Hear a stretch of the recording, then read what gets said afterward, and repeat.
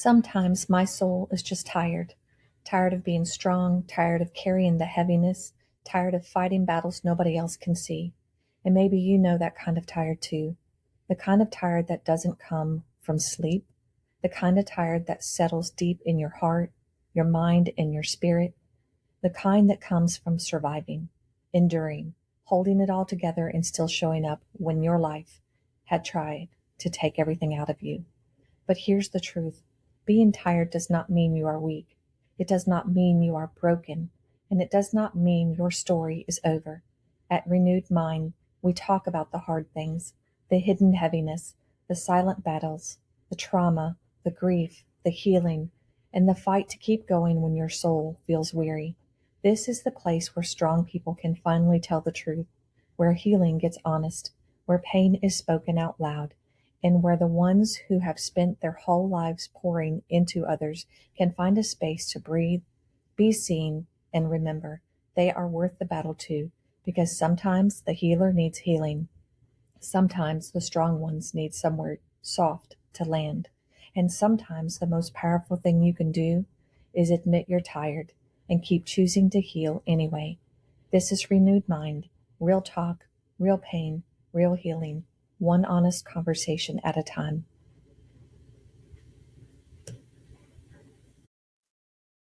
Welcome to Back Porch Confessions, where the sweet tea is strong, the stories are stronger, and no topic is too taboo for the porch. Grab a seat, kick off your shoes, and let's get into the kind of conversations your mama warned you about, but you listen anyway.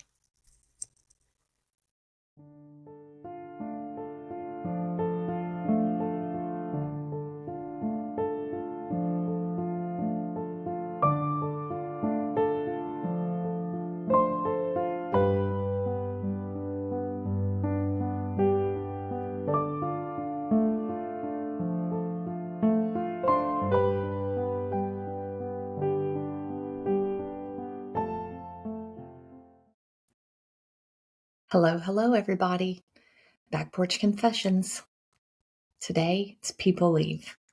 The core wound of abandonment, a deep dive into childhood loss, emotional availability, trust, hyper-independence, and learning to feel safe again. Welcome to Back Porch Confessions. Today, this is what we will be talking about. The belief that people believe. The belief that people leave. Here we go, starting already. Welcome into my crazy. Anyway, not because people are always bad people, not because they're broken, but because somewhere in their story, someone they needed wasn't there, left, emotionally unavailable. So I'm going to get into this and I'm going to talk about the beginning, the birth of the abandonment wound. Where does it start? What is the core belief coming from? The people leave. That core belief, where do we find that? Where does that happen? It happens in different scenarios in life. Oftentimes it happens when we are at our youngest point in life. A core belief is a deeply held belief about ourselves, others, or the world that develops through life preferences or experiences, rather, and becomes the lens for which we see everything through, which we interpret our future relationships. So that's kind of what the core belief is. It's knowing that deep down inside, you believe that no matter what you do, people are going to leave. When a child experiences this as an emotional or a physical absence for someone they depend on. So when it happens with them, and it's one of those, one or the other, or both, so on occasion, the brain begins to create explanations. Oftentimes children will conclude that people leave, as I've said. Love doesn't stay. I can't depend on people. I have to handle things myself. I have to fight for love. I have to fight for attention. I have to prove myself, my worth all the time. So during childhood, the child doesn't understand what's going on, doesn't understand the problems, the adult problems.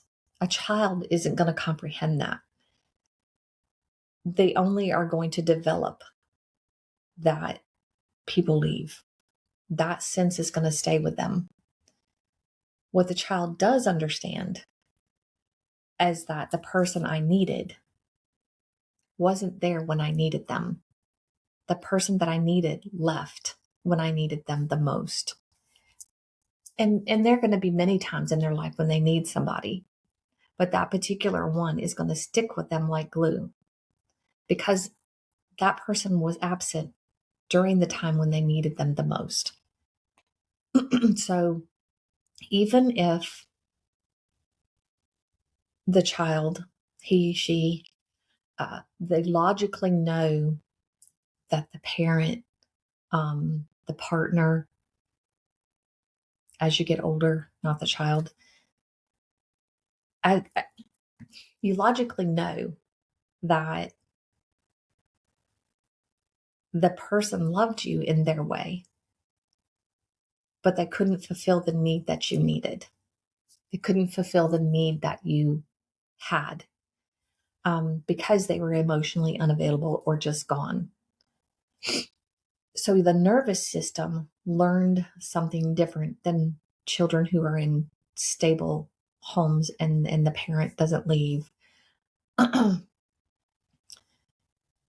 again, I'm going to get into the side of it to where it doesn't happen just as childhood. It actually happens as well as in adolescence, preteen, teen, young adult, well into our 30s, 40s, and 50s, even further. We can have that loss. So it doesn't have to only happen as children, but more often than not, it does happen when you are a child and you have that loss. So that's why I'm starting with that point. Sorry, there was something in my yard, and it was a crow walking around. Nothing to worry about, nothing to be scared of. It was just a crow. It was just me being me. So anyway, the nervous system, it learns something different than most children who have normalcy. They learn that people I need can disappear. They've learned that people I love are not always available. I have to figure things out on my own. I have to stand on my own 2 feet. This is where the hypervigilance comes in, hyper-independence, rather. Depending on others is risky. So when you have the core belief that when you needed somebody the most, and over again, they just weren't there for you, what do you think is going to be the natural response of the nervous system at that point? You can't depend on people. You can't depend on others because it's risky. It's going to hurt your heart because every time you tried to, somebody showed you exactly why you shouldn't. I hear everybody raising their hand and saying, yep, over and over again. The mind remembers facts. Hear me when I say that. The mind remembers facts. The nervous system remembers experiences. Your nervous system is going to show up before your mind does. So your nervous system is remembering the experience of not having that person there, no matter what age it is. You can't depend on them. You can't depend on people. You learn that more than likely at a very young age. That's your core belief. Your nervous system, that's its core belief. It remembers the experience of not having someone in your life, be it a parent, a co-parent, maybe a grandparent that was supposed to raise you. It's those core beliefs. Emotional abandonment versus physical abandonment. They're very much different. Similar, but different. So physical abandonment is the absence of a caregiver, absence of a partner, the absence of a true friend. Emotional abandonment is when the caregiver is physically present, but emotionally unavailable. There is zero connection there between you and that person. They have no feeling. They can say something and have zero remorse for how it affects you because there's no emotion in them. They don't know what it is. It's very deep. Most often, they were raised that way. It's all they knew. It's how they know to be. So with the emotional abandonment comes the emotional unavailability in people. And I'm going to jump ahead a little bit, but this is where people who have that core belief oftentimes will pick emotionally unavailable partners. And that's where a lot of this ties in later in life. So why? Why do many people think that abandonment only happens when someone leaves? Because they don't know, nor have they really heard that emotional unavailability is a thing. It's been swept under the rug for so many years that it's not a conversation that people my age and older generally have or have had. What do you mean emotional unavailability? What is that? Some new fancy term that they're throwing around now? Yeah. But yeah, they have a name for it now, is what it is. So it's not true that it only happens when someone leaves. It can happen when somebody's right there in front of you.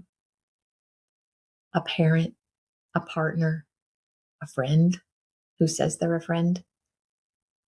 They can sit in the same room with you every single day. And they'll still feel like they're emotionally constipated, emotionally unreachable. You can be in the same home with them, sleep in the same bed with them at night, and there be zero connection because the person that has the emotional unavailability does not know how to have any kind of emotions, doesn't have the ability to have the connection with you. So you're like ships in the night. There's no connection between you if it happens with a partner, a friend, or parent. Um, some people have lost a parent physically. I've lost my dad. Several of my friends have lost a parent. They've lost a sibling. Others have lost them emotionally. My mom, I've lost her emotionally. I probably need to reach out to her. I can't decide what to do there. Anyway, so that emotional connection is not there.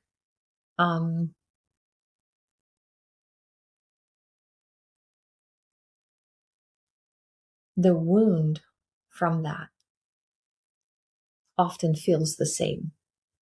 So the loss of physical or the loss of them emotionally, that's a wound. It feels the same. It's going to carry that same weight on you. But the nervous system reacts to it differently. So you get into a point of like hypervigilance. You've heard me talk about it before. I'm going to quickly just say hypervigilance is a trauma response where the brain constantly scans for signs of danger, rejection, loss, emotional and physical abandonment. That's hypervigilance. We're constantly looking for it. We're constantly on the lookout. So when anybody has a slight emotional change, we're going to get alarmed. We're going to get afraid. We're going to start asking questions. We're going to automatically start assuming that, okay, this is it. This is it. They're leaving. This is it. The relationship's over. My dad came back for a minute. He's been in my life for a minute, but okay, he's emotionally pulling away. That's it. This is all going to be over with soon. And then we immediately go to doomsday. We immediately go to they're just going to leave too. If we have a partner that starts to come home and they're tired and work has been kicking their tail and they've got a lot of stress going on, and sometimes partners are just crappy at being attached. They're crappy at talking and communicating about life. For those of us who have the hypervigilance, that's going to be a red flag for us. And we're automatically going to start assuming that there's something wrong with us. There's something that we did wrong. They're pulling away from us. Why are they pulling away from us? And then we'll have 100 million questions. We won't be able to sleep. We won't be able to think. We won't be able to function properly because we're going to be stuck in that loop. So when someone important disappears once, you know, the brain begins to prepare for it to happen again. Once it's happened, because of our core belief, the brain is going to prepare for it to happen again. Constantly waiting for the other shoe to fall off. You will ruin a relationship that way. Both the person who's actually in the mindset of, okay, they're going to leave anyway, so I'm just not going to engage and fully love somebody because I need to protect myself. We will sabotage things and push people away that way. We will also have the point where once we, on the other side of it, if we're the ones that are sabotaging the relationship because we think that the relationship is going to fall apart. When you have two people that are doing that at the same time, that dynamic is never going to work. You have to have clear communication. You're going to have to go through therapy. You both are going to have to heal. So you can't have those two dynamics in the same relationship. It's a wildfire waiting to happen. But if you have it on one side and the other side is not that way, but this one over here is constantly waiting on the other shoe to fall off, that this person is just going to leave and that this relationship is just going to fall apart and all the things that we go through in our minds. The nervous system is constantly prepared and on guard and waiting for it, and we never can relax. This is why a lot of people overthink comments, overthink text messages, overthink emails, things that you can't really read emotions into, like emails and text messages. They really can be destructive in a relationship. When you have somebody in the relationship that is terrible with communication, anything that they say can and will be used against them. For the overthinker, they may not be saying what we think they're saying, but because we're overthinkers and because of our core beliefs and our nervous system being on guard on a constant basis, they can say something depending on our mood currently. And if we're already feeling like they're trying to pull away, they could say something that's completely innocent and we'll fall to pieces. I don't know how many of you are in the room going, oh, yeah, yep, that's me, I do that. Yes, it's because your core belief is that people leave. People are always going to leave. That's your core belief. They're not looking for a reason to worry. We're not looking for a reason to worry. The person that is the overthinker, the core believer, we're actually trying to look for proof that we're safe. We're trying to find the right words, to dig the right words out of this person so that we don't feel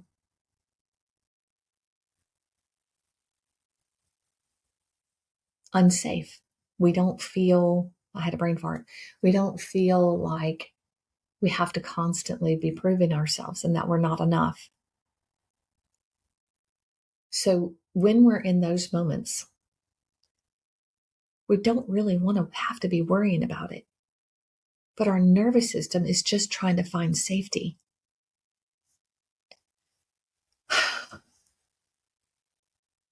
We have a hard time trusting. We just do.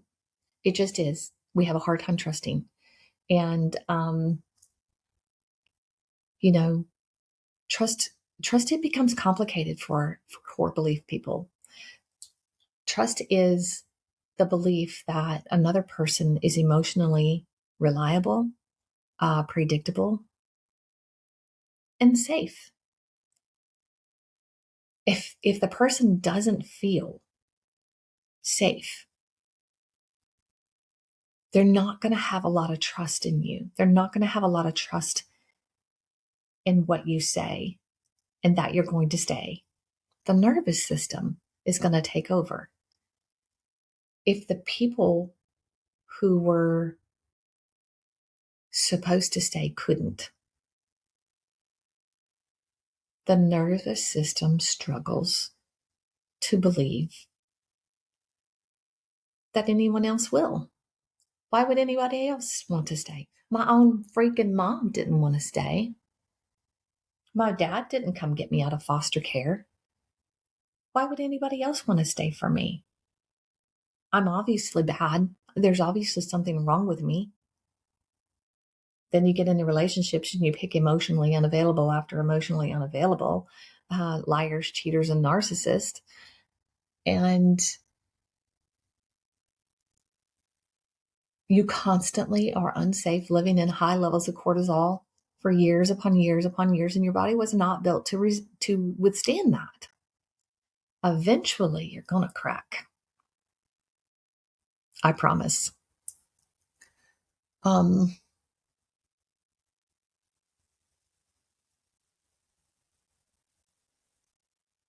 the core believer person, the overthinker, they don't necessarily distrust you.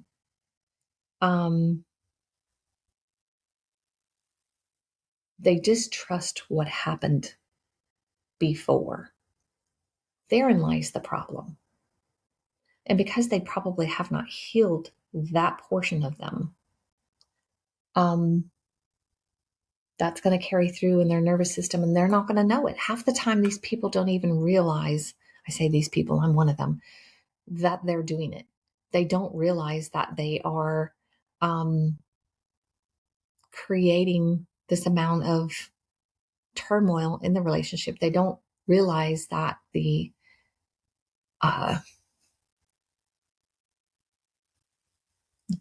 deep levels of emotional damage is creating the insecurities and the unsafety, that the underlying level is right there to begin with. And then you get in a relationship with somebody who's emotionally unavailable or a narcissist or whatever. They're not ever going to be able to tend to your needs as you need them because of your unhealed traumas, because of your core beliefs. So it's not that you initially distrust them. It's because of what's happened before. So when you're in a relationship with one of these people that are narcissistic or emotionally unavailable or whatever, and you go along the lines of beginning to not verbally trust them in ways and see the reality of who they really are, because they can't give you the love, support, and safety that you need. they're not emotionally and mentally strong enough to do so. That's not a safe place for somebody that has had a core belief of people leave. So you have to heal that portion of you in order to be able to pick somebody that is going to be able to complement your emotional states, that's going to be able to have the communication, the bandwidth, the brain span, the desire, the true deep love to want to actually be connected to you in a way that they're going to completely understand why you have your moments, why you overthink. There are whole books on how to love an overthinker, how to love a person that's had anxiety, trust issues, da da da. There are books on it because people actually do want to be able to love someone that way, and we've never taught these things.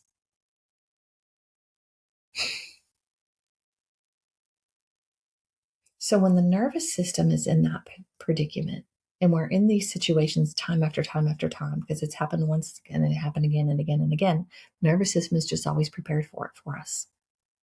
So in that happening, the nervous system just learns to survive. It's just surviving. That's where the hypervigilance comes in. Hypervigilance is, sorry.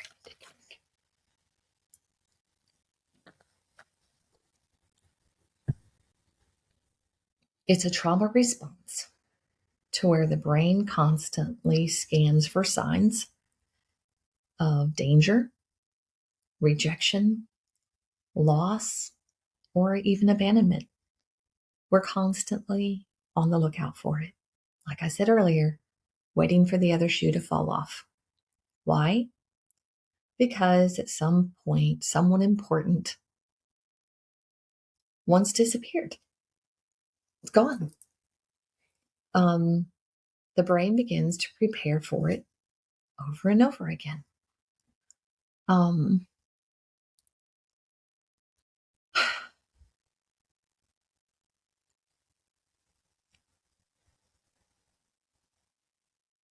think that sometimes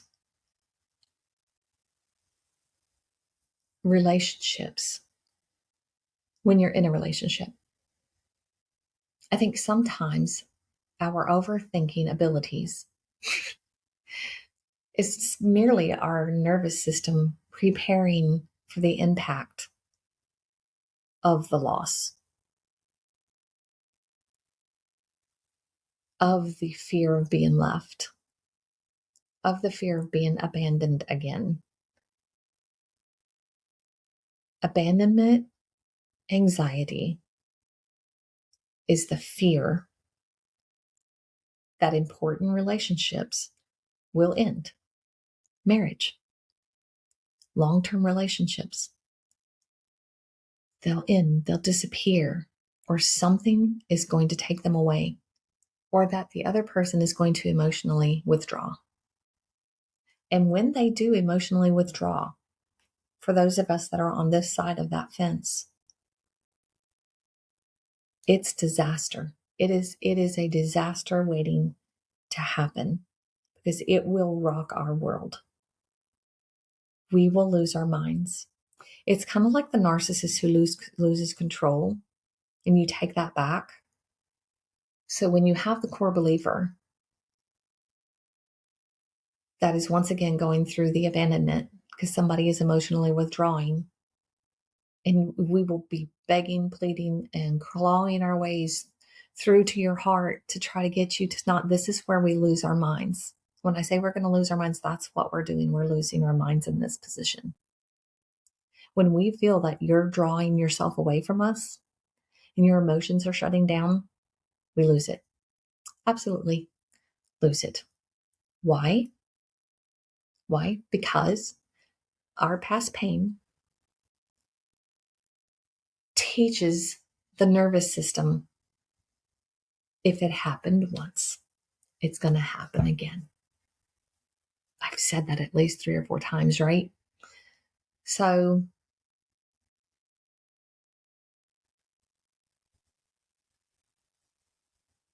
we oftentimes, and not to throw my husband under the bus, and this is where I say it's dangerous when two people like this get together. It was dangerous for us. It did almost tear apart our marriage. So a lot of times the people that are in this position, they can love deeply, and they most likely will love deeply. But simultaneously, they're also preparing for the loss. My husband is the one that laid around, withdrew, drove me crazy. I lost my mind. So when he withdrew, he was waiting for the other shoe to fall off. He just knew I was going to leave. So he half-assed the relationship. He didn't give two flips like he should have. He was not emotionally engaged in his marriage or the woman that he was with. There was no communication. There was no desire. No desire in the bedroom, no desire outside of the bedroom. There was no physical intimacy that meant anything between the two of us by the time I was going through my withdrawal and leave. So most people that are in that position, the man, if he decided to leave, they just leave.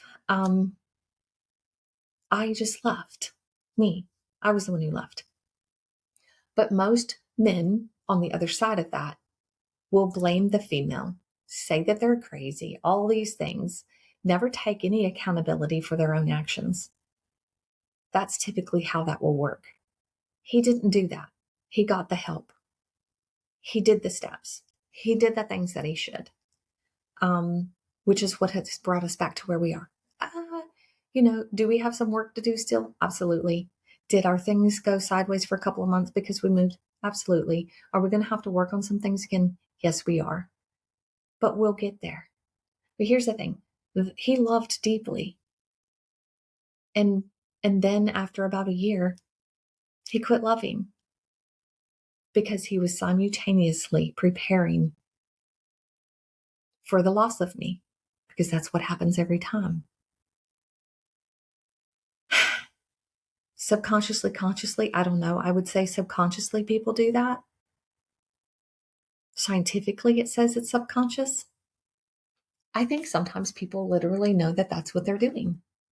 I don't think he did, but I do see, and I have talked to people that I feel like the other partner definitely knew what they were doing.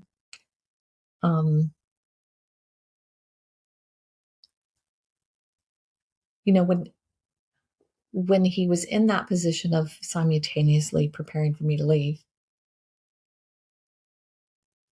he was actually grieving the people who had left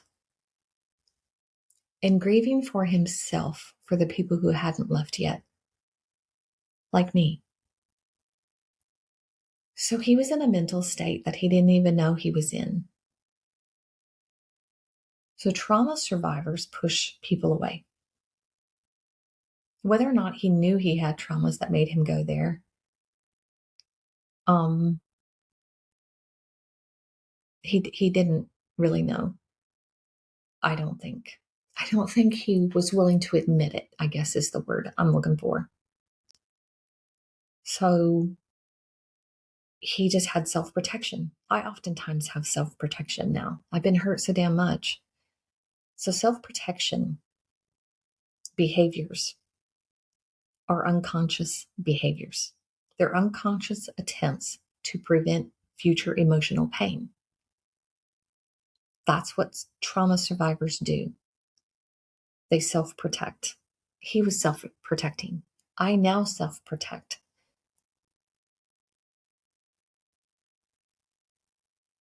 A lot of times, it's if I leave first, you can't leave me. if I hurt you first, you can't hurt me. And that's the mindset that a lot of people get. And it's very unfortunate, but it's trauma survival. It's core belief. It's the body's nervous system's way to react and overcompensate for the emotional pain, the emotional loss.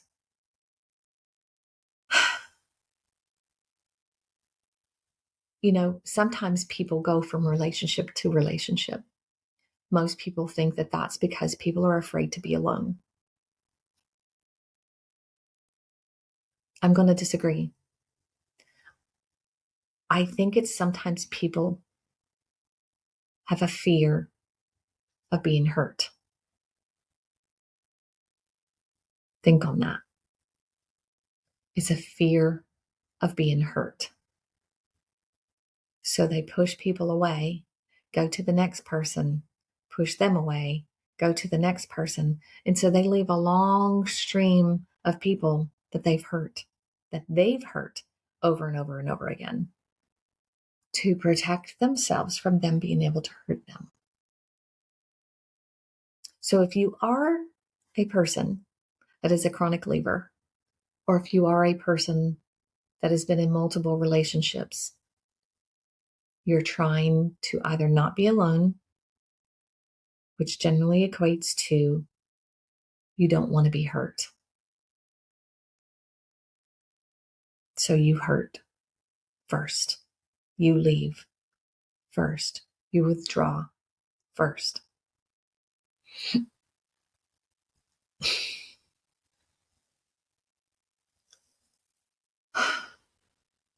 So now I'm going to jump into the portion of things where we get into the hyper independence. This comes later in life. It can come as early as young adult, teens, because of home life. We learn to need nobody. Gen Xers are really good at learning to need nobody. Hyper independence is what I call it.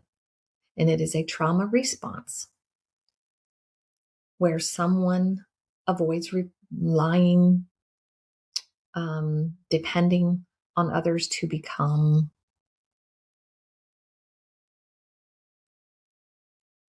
safety. We avoid dependence on people. Once you feel unsafe, you are going to become hyper dependent. And I don't need you for this. I don't need you for that. I don't need you for anything. I can do this on my own.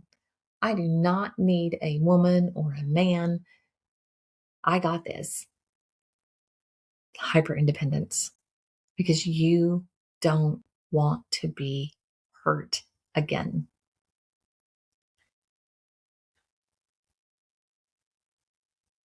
When you grow up in a home where support isn't available, you don't have a strong support system. Most Gen Xers did not have a strong support system. What happens is you become self-reliant. Self-reliance becomes a survival mode.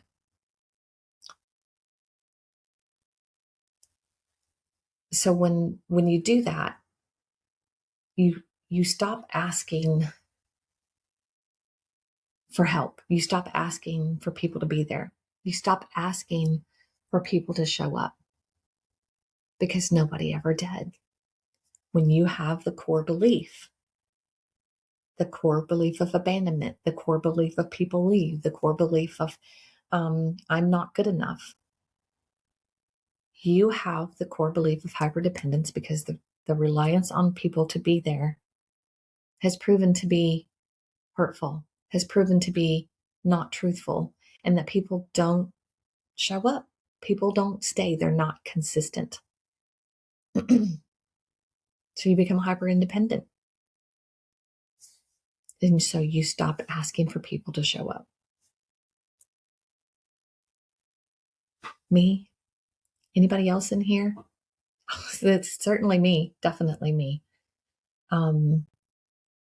Hyperindependence is often an unhealed grief disguised as strength.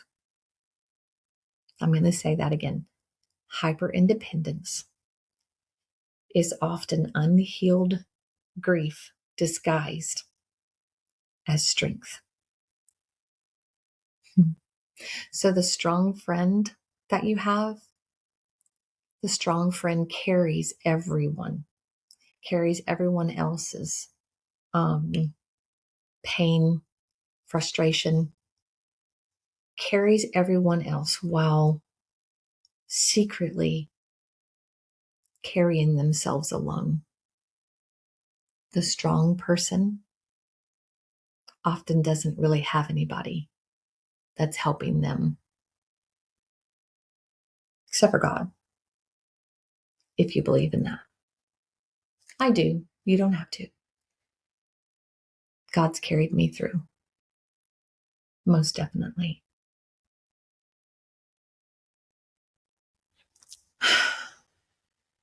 So the strong friend, the strong person, their identity, our identity becomes, and mine has for years, and I still struggle with this. And I have several friends that struggle with this because we're the same, Gen Xers.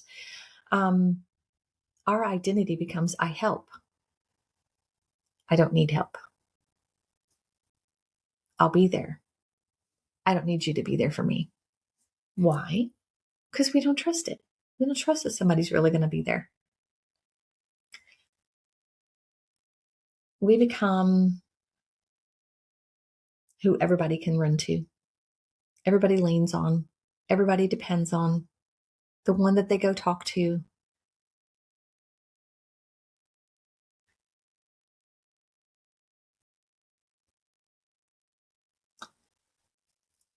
We do that. We become that person. We have that aura about us. People will literally stop us in a grocery store, and tell us their whole life story out of nowhere. We become that because we never had anyone to lean on. We have this deep desire to make sure that nobody else ever has to go through what we've gone through, the pain that we've been in. So we become the one everybody leans on. It makes us feel like we have a purpose. Are you that strong one? I know I identify as the strong one most often.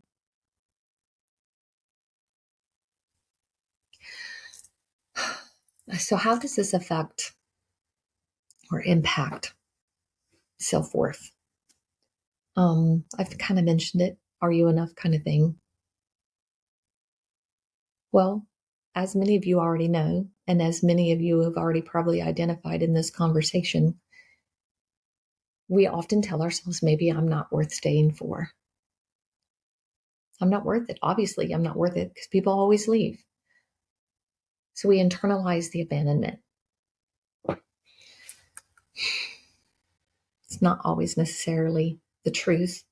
And it's definitely not fair to the people that we have in our life when we do these things. But we learn to internalize that when we're a child. And as a child, we interpret someone else's absence as evidence that we are not lovable, that we are not enough, that you are not enough because of the absence of the parent. If you think about it, it makes a lot of sense. Children naturally personalize loss. No matter how another co-parent or whatever tries to express it or explain it, when one of the other parents disappear, that child is still going to personalize it. And they're going to feel like there's something wrong with them They did something to make daddy go away. They did something to make mommy go away. They don't ask questions like, what happened to my parent? What happened to my dad? Where did my mom go? We ask, what is wrong with me? Why am I not worth staying for? What did I do to not be worthy of their love? A child will blame themselves long before they will ever blame an adult. And it breaks my heart. It breaks my heart when I see this happen. Because I know I've lived it. When I see families falling apart, moms or dads leave, even though I've done the same thing myself, it hurts my heart. Because I've done the healing, because I've done the learning, because I've done the self-acceptance and the apologies and all these things, I can see these things now, and I know the innate pain that it causes, that I've caused my own older children.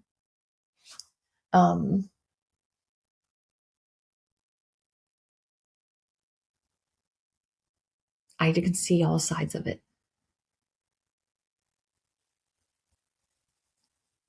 So oftentimes in these situations, people like us, we need reassurance, lots of reassurance. It can be daunting for the person on the other side to have to reassure us so much.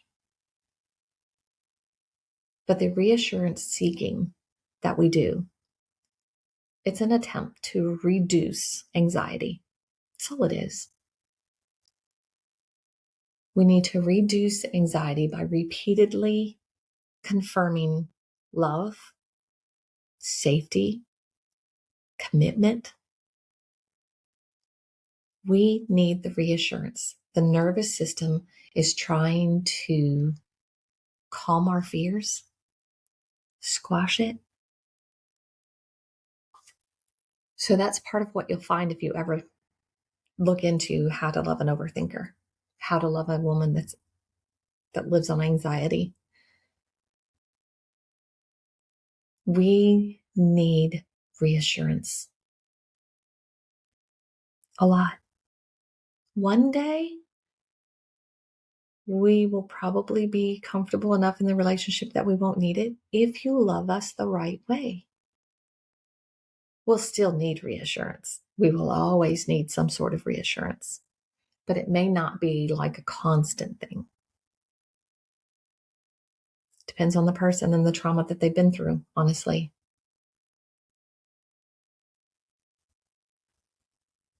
Do you or your partner ever say things like, do you still love me? Do you think it? You may think these things. You may not say them out loud. Are we okay? You're not mad at me, right? Did I do something? Did I say something wrong? Did I not do something right? Do you ask these questions? Because if you do, you probably have that core belief that people leave. Bless my heart. People leave. And yeah,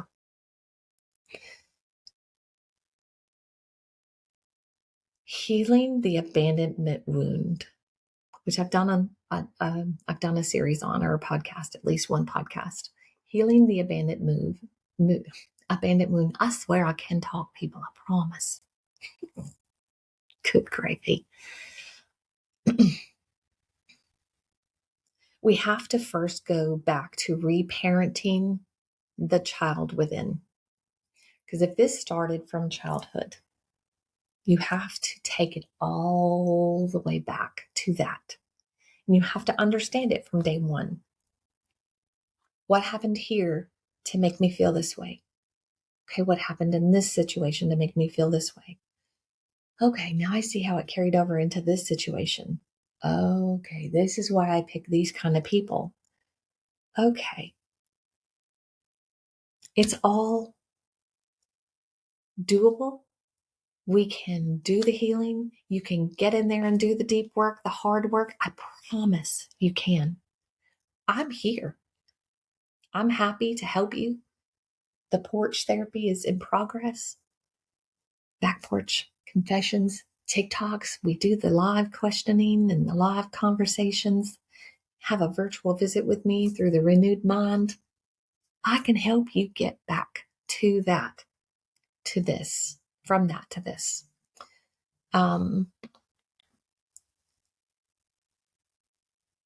Reparenting, though, is learning to give yourself safety,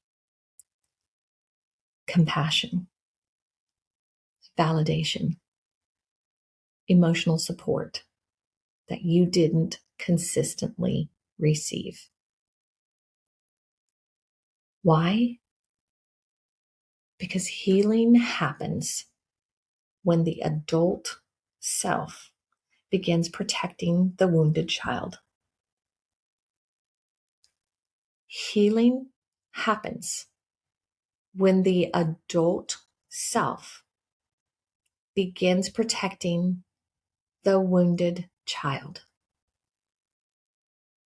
I hope you wrote that down. You have to learn to reparent yourself.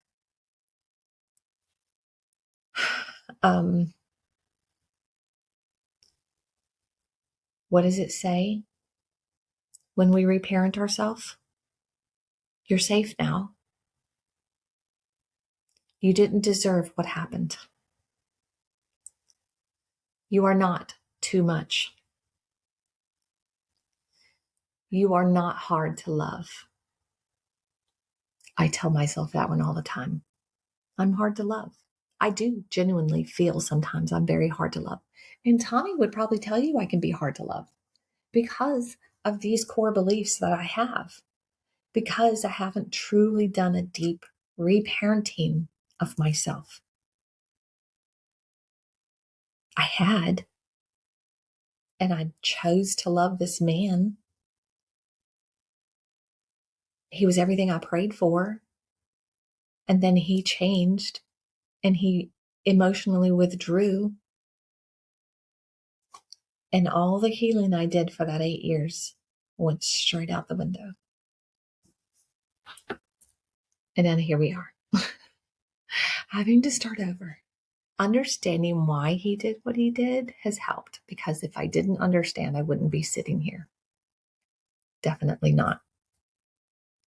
So in the process of reparenting ourselves, we also learn that not everyone leaves.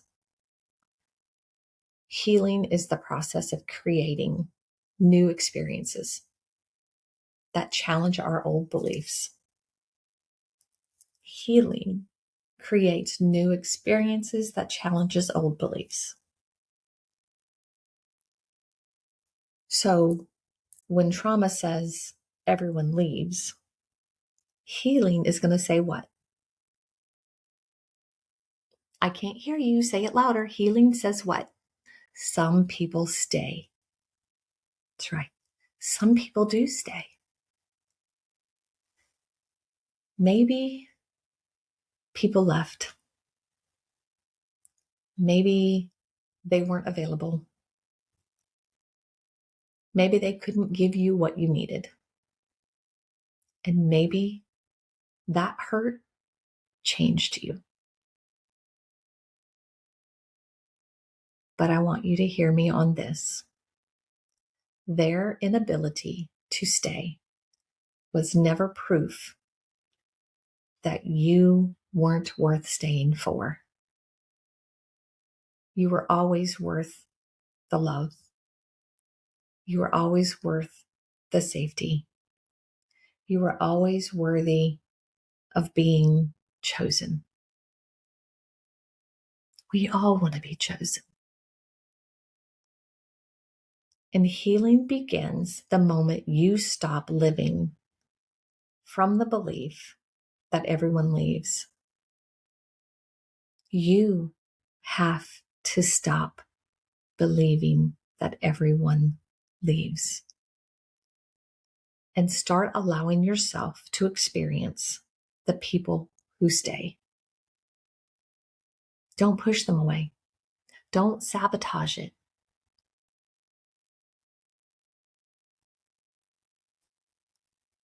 What happens when you decide to show up for you, to open your heart, and to trust and believe in the safety and security of the people around you? It's beautiful. It's calming. It's peaceful. Find yourself. Reparent that kid. Renew your faith in relationships because it can happen, but you have to do the healing first.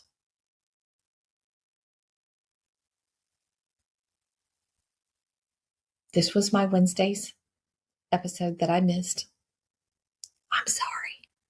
So I'm going to try to pre-record some other ones. Got a late start today. But anyway, I'm going to knock some more out. Tommy will just have to wait on me. Anyway, I thank you guys for being here. I know that you guys don't always take something away from every one of these.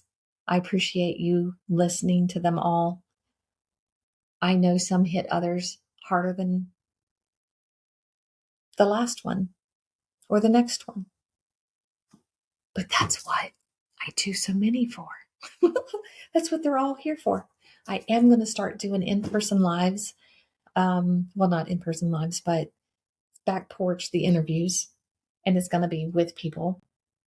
Again, I'm going to try to make that a spinoff series from this.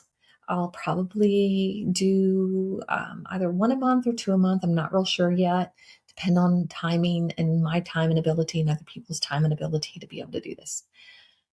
Nonetheless, that's coming. Please remember that I do virtual counseling.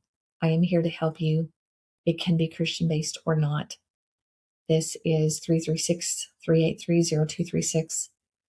There are commercials in this. Please listen to those.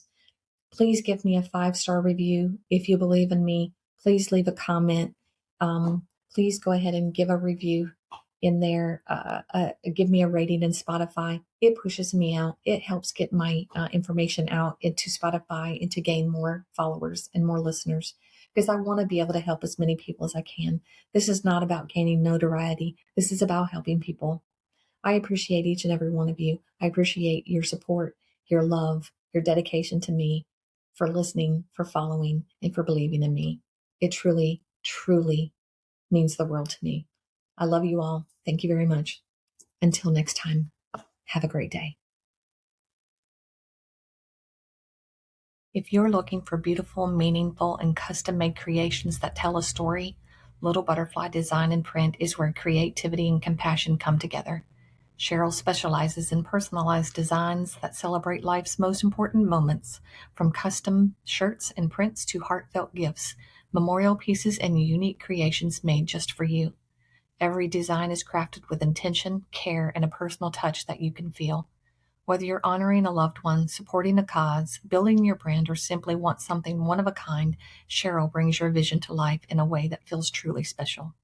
Little Butterfly Design and Print isn't just a business, it's a reminder that even the smallest ideas can transform into something beautiful.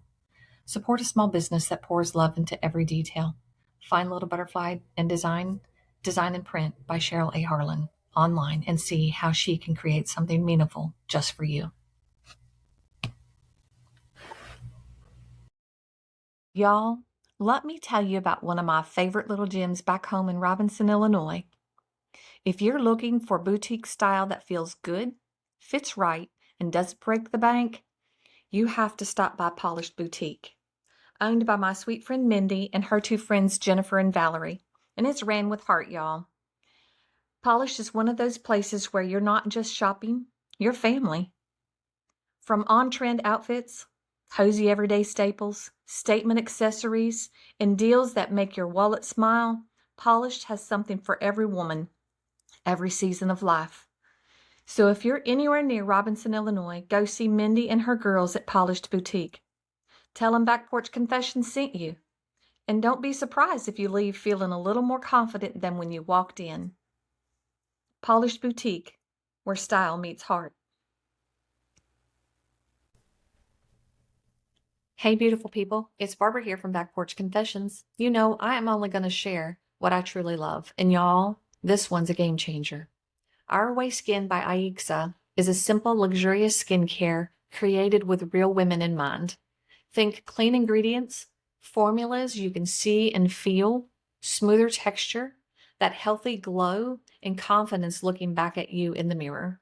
Whether you're juggling family, work, or just need a little self-care moment, Aixa's products give you spa-quality results right at home. I'm obsessed with Our Way Skin and the way it makes my skin feel buttery soft.